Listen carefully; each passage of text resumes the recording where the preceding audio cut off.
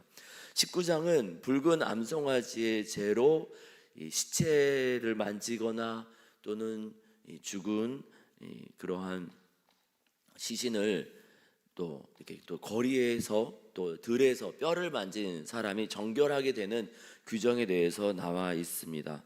우리 토요일 날 말씀드렸던 것처럼 고라, 다단, 아비람 같은 많은 반역자들이 하나님께 징계를 받아서 죽기도 하고, 또 40여 년 광야 여정 가운데 이 부모 세대 남자만 60만 명 다 죽었습니다.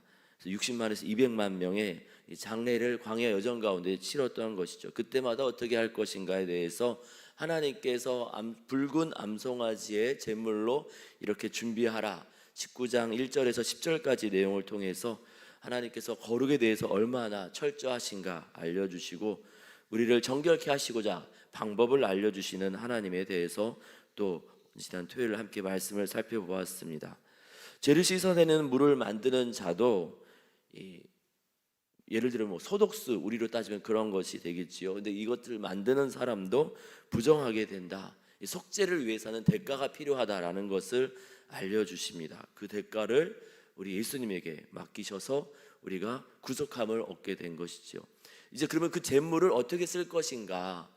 하나님이 명하여서 준비하신 정결케 되는 이 물을 가지고 어떤 식으로 사용하면 되는지 11절에서 22절까지 주님께서 알려주시고 계시는데요. 크게 4개의 단락으로 구분이 되어 있습니다. 내용상 이제 첫 번째 11절에서 이제 13절까지에서는 시체를 만진 사람의 경우에 어떻게 할 것인가, 장례를 치르거나 또는 조문을 가거나 감정을 이기지 못하고 그리운 사람을 부둥켜 안거나 하나님께서 데려가셨지만, 그런 경우에 12절 말씀 보니까 셋째 날과 일곱째 날에 제물로 자신을 정결케 하라 하고 있습니다. 그렇게 하지 않으면 12절 후반부에 부정할 것이다. 그리고 이제 정결하지 않은, 이렇게 이 정결 예식을 하지 않으면 13절에 계속해서 이제 이 더러운 가운데 있는데, 이것이 이 자신만 더러운 것이 아니라 여호와의 성막까지 더러워지는 그런 결과에 이르게 된다, 이런 이야기를 하고 있습니다.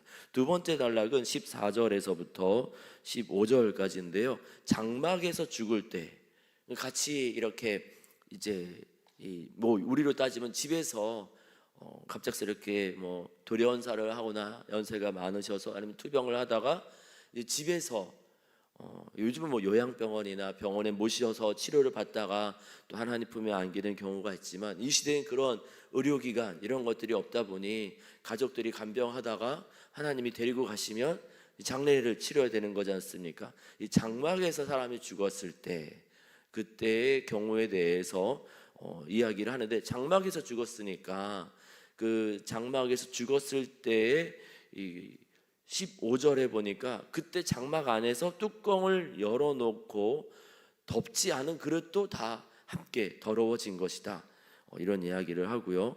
16절부터는 세 번째입니다. 들에서 칼에 죽은 자나, 전쟁을 몇 번씩 치르지 않았습니까? 아말렉과의 싸움, 또 계속 이 백성들이 진행하는 가운데 또 이 가나안 사람들이 이렇게 그 왕의 대로를 요구했을 때도 거절하는 일들도 있고 있었는데, 크고 작은 여러 가지 소규모 전쟁이 계속해서 있고 한 그런 상황에서 그렇게 소규모 전투를 하다가 죽은 사람들, 또 이스라엘 백성이 아니더라도 이 광야 여정 가운데 다른 사람의 시신, 다른 종족의 시신을 이렇게 보거나 만지게 되는 경우도 있을 수 있지 않겠습니까? 그래서 16절에서는 들에서 전투 중에 칼에 죽은 자나 시체나, 또 죽은 지 오래가 돼서 이제 보니까 뼈가 남아 있는 겁니다. 그 사람의 뼈나, 또 지나가다 보니까 왜 요즘도 여기 무덤이 있었어요 하는 그런 일들을 우리가 종종 보게 되는데, 아파트 개발이나 이런 지역 재개발 같은 거 할 때 보면은요, 그런 것처럼 이스라엘 백성이 광야 여정으로 이동하는 가운데 생각지 않은 곳에서 숲풀이 우거져서 뭔지 몰랐는데 알고 봤더니 무덤이었다. 그래서 무덤을 우연히 만질 수도 있지 않겠습니까? 그러한 경우에 대해서는 어떻게 할 것인가? 그 16절에 그 내용이 나오면서 1회 동안 7일 동안 부정하리니, 17절입니다. 부정한 자를 위하여 이 암송아지 불사른 재를 가져다가 물과 함께 이제 그릇에 담고, 정결한 자가 와서 우슬초를 가져다가 이 부정해진 것들을 이렇게 뿌려서 정결하게 하는데, 또 19절에 보니까 셋째 날 일곱째 날에 이 정결케 되는 물을 우슬초를 가져다가 이렇게 뿌려서 정결하게 하라, 이렇게 명하고 있습니다. 그리고 이제 20절부터는요, 이 세 가지 사례 외에 만약에 이 정결 예식을 지키지 않으면 어떻게 될 것인가, 그 부분이 나옵니다. 20절에 보니까요, 사람이 이렇게 시체를 만지거나 또는 장막에서, 예를 들어서 뭐 모시고 계시는 뭐 우리 가족이나 어르신이나 할아버지께서 돌아가셔서 이제 장례를 치렀는데, 이 장례를 치르고 난 다음에 하나님의 명하신 규정대로 이 정결 예식에 따라서 이 정결 예식을 하지 않았을 경우에는 그 사람만 더러워지는 게 아니라 20절에 보니까 여호와의 성소를 더럽히는 것이다, 그렇게 이야기를 하고 있습니다. 그래서 반드시 이것을 지켜라. 그러면서 22절에 보니까요, 아직 정결 예식을 하지 않아서 부정하게 된 사람이 무엇인가 만지면 그 물건도 부정해지고 또 그 저녁까지 부정하게 될 터이니 미루지 말고 얼른 이 정결 예식을 취하라. 그리고 이 부정하게 된 사람은 그의 삶을 이렇게 조신하게 그렇게 하라 권하고 있습니다. 크게 네 가지의 내용이 들어가 있죠. 그냥 시체를 만진 경우, 또 장막에서 가족이나 함께 사는 동거인이 죽었을 경우, 그 다음에 이동 중에 들에서 죽은 사람의 시신을 만지거나 생각지 않은 곳, 뭐 이전에 오래전에 죽은 사람의 뼈나 또는 이제 이미 오래전에 만들어진 무덤을 우연히 발견하게 되어서 만지게 되었을 경우, 그리고 이 세 가지 규정을 지키지 않았을 경우, 이렇게 해서 네 가지 내용이 오늘 우리가 읽은 19장 11절에서 22절까지 나와 있습니다. 이 규정을 알려주시면서 오늘 말씀에서 우리는 하나님이 어떠한 분인지 세 가지로 깨닫게 되는데요. 첫 번째는 사람을 위해서 여러 가지 규정을 주시는 분이라는 것을 알게 됩니다. 12절에 보고 또 뭐 19절에 보면은 셋째 날, 일곱째 날 이 정결 예식을 취하라, 이렇게 되어 있습니다. 학자들이 두 가지 이야기를 합니다. 왜 자꾸 이 3일째, 7일째 이야기하는 건가? 이 시체를 만져서 부정하게 된 사람을 제물로 정결하게 하는 규정을 주신 이유는, 첫 번째는 부정하다 하면서 사람들과의 거리도 좀 떼어놓고 또 이 제물로 소독약처럼 이렇게 정결케 하는 이유는, 제일 첫 번째 이유는 위생적인 이유이다, 이렇게 학자들은 보고 있습니다.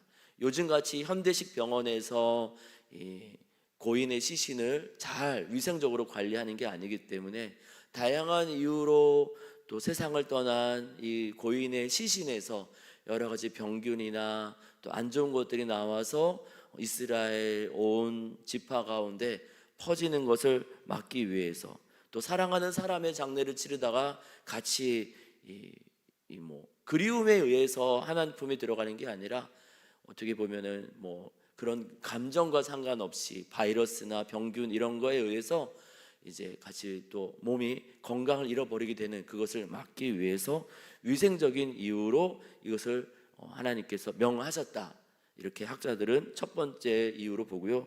이 규정을 명한 두 번째 이유는 마음의 자유를 주기 위한 것이다, 두려움에서 자유를 주기 위한 것이다, 또 학자들은 보고 있습니다. 이 시대에는요, 우리나라도 복음이 들어오기 전에, 예수님 믿기 전에는 이 죽은 자의 영혼이 돌아다니면서 우리한테 해코지도 하고 뭐 이런 그런 생각들을 가지고 있지 않았습니까? 고대 이제 이 중궁동 지역에서도 이 광야 지역에 또 뭐 이집트를 비롯해서 이 가나안 땅에 들어가는 그 지역의 사람들에게 그러한 이야기들이 떠돌았다 합니다. 그래서 사람이 죽으면은 뭐 신구약 성경에 이야기하는 것처럼 죽은 자의 영혼이 하나님께로 이렇게 올라가서 그렇게 하나님 품에 있거나 지옥에 들어가거나 이런 개념이 아니라, 이 무속신앙이 우리나라도 있었던 것처럼 그때 그 지역에도 굉장히 팽배해서 온갖 우상을 섬겼는데, 이 그들의 우상 숭배하는 사람들의 생각에는 죽은 자의 영혼이 돌아다니면서 해코지한다라는 것이죠. 그래서 이 육체의 위생의 문제도 있지만 이 정결 예식을 하면서 하나님이 나 깨끗하다라고 선언해 주셨다. 이것을 함으로 이 죽은 자의 영혼은 이제 더 이상 나를 괴롭게 하지 못한다. 이러한 심적인 자유를 얻게 되는 결과가 있었다라고 학자들은 보고 있습니다. 사람을 위해서, 사실 하나님을 위해서가 아니라 사람을 위해서 이 규정을 주신 거죠. 우리는 교회의 여러 가지 규정들, 율법들 또는 하나님의 말씀이 우리를 불편하게 하는 것이라 생각할 때가 있는데, 사실은 우리를 위해서, 지금 당장은 좀 불편해 보일지 몰라도 우리 위해서, 우리의 몸을 위해서, 또 우리의 마음을 위해서 조금은 불편해도 우리를 위해서 주시는 규정이라는 것을 오늘 말씀에서도 보게 됩니다. 억지가 아니라, 힘겹게 하는 무거운 족쇄가 아니라 백성의 몸과 마음을 위해서 또 사랑으로 이 규정을 베푸신 우리 하나님, 그 하나님의 마음을 우리가 깨닫고 하나님의 말씀을 무거운 족쇄로 여길 것이 아니라 우리를 향한 사랑의 손길로 제대로 바라보고 주님과 동행하는 우리 모두가 되기를 원합니다. 두 번째는요, 지금 이게 민수기에서 초방에 이런저런 일들이 있은 다음에 40년 광야 여정을 이제 막 가기 전에 이 규정을 주시는 거거든요.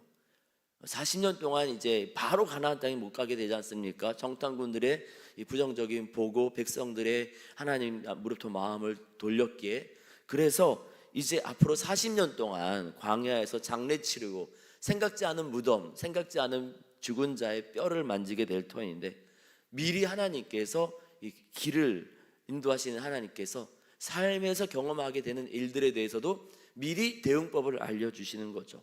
굉장히 자세하게 알려주시지 않았습니까? 장례를 치를 때 자다가 깼더니 사랑하는 가족이 세상을 떠났을 때, 길을 가다가 우연히 만났을 때, 그때마다 고민하지 않도록 우리의 인생길을 아시는 하나님께서 미리미리 삶의 법도를 알려주신 것이죠. 왜 66권 이렇게 많은 성경책을 주셨을까요? 우리의 삶이 굉장히 다양하고 각각의 여러 상황들을 우리가 만나게 되는데, 그 모든 것들에 대한 하나님께서 주신 삶의 법도가 다 모여져 있다 보니 우리를 구원으로 초대하는 하나님의 사랑의 이야기를 다 모아놓다 보니 이렇게 66권이 되었습니다. 주님은 우리보다 앞서서 우리의 이 땅의 길도 인도하시지만 삶의 이 법도도 미리 알려주시고 계십니다. 우리보다 앞서서 길과 방법을 알려주시는 그 하나님, 목자 되시는 하나님의 그 인도하심임을 우리가 이 말씀에서 다시 한번 깨달으면서 더욱더 말씀을 가까이 하고 또 그 말씀을 의지해 나아가는 우리 모두가 되기를 원합니다. 세 번째로요, 13절 20절에서 반복해서 나오는 것처럼 주님은 제사장이 아니라, 레위인이 아니라 일반 백성이 부정케 된 것도 성막이 더러워지는 것이고 성소가 더러워진 것이라고 말씀을 하십니다. 별로 중요하지 않은 사람이야, 그 사람은 나랑 상관없어, 그 사람 그래도 괜찮지, 우리는 그렇게 생각할지 모르지만 주님은 안 그렇다는 겁니다. 이름도 없는 사람, 중요한 역할을 맡지 않은 것처럼 보이는 사람, 때로는 몸이 좀 연약한 사람, 나이가 많은 사람, 나이가 어린 사람, 어떤 사람이든 상관없이 그 사람 한 사람이 이렇게 더러워지고 부정하게 되는 것은 백성 또 온 세계를 다스리시는 하나님이 더러워지는 거다. 주님 그렇게 말씀하시는 거예요. 13절에 누구든지 죽은 사람의 시체를 만지고 자신을 정결하게 하지 아니하는 자는 여호와의 성막을 더럽힙니다. 이 사람이 레위인이든 지파장이든 또는 한 집안의 가장 어린 막내이든 상관없다고, 남자든 여자든 상관없이 이러면 이런 일을 경험했을 경우에 정결케 하는 절차를 꼭 해달라. 당신 한 사람 한 사람이 하나님께는 너무나 소중하고 귀한 사람이기에 우리 한 사람 한 사람의 더러움은 하나님에게도 영향을 주는 것이다. 이렇게 주님은 오늘 말씀을 통해서 알려주십니다. 20절에서도 같은 내용이 반복이 되죠. 여호와의 성소를 더럽히는 것이다. 주님은 세상은 우리를 등급으로 나눠서 누구는 중요하고 누구는 나라와 가깝고 뭐 이렇게 생각할지 모르지만 하나님은 아니랍니다. 모든 사람이 소중하다 하십니다. 나는 괜찮겠지요. 나는 뭐 실수해도 괜찮겠지요가 아니라 우리 모든 사람을 사랑하셔서 아들 예수님 내어주시고 예수님 안에서 아들과 딸로 부르시는 하나님은 한 사람 한 사람의 번제 또 부정함으로 함께 아파하고 고통받으시면서 모든 백성이 거룩함으로 나오기를 원하고 계십니다. 이스라엘 백성만이 아니라 저와 여러분 우리 모두를 향한 주님의 마음이 그러한 줄 믿습니다. 이 주님의 마음을 알고 거룩을 향해 한 걸음 한 걸음 나아가기로 결단하는 우리 모두가 되기를 원합니다. 주님께서 우리의 광야 같은 인생길도 복으로 사랑으로 평강으로 인도해 주실 줄 믿습니다.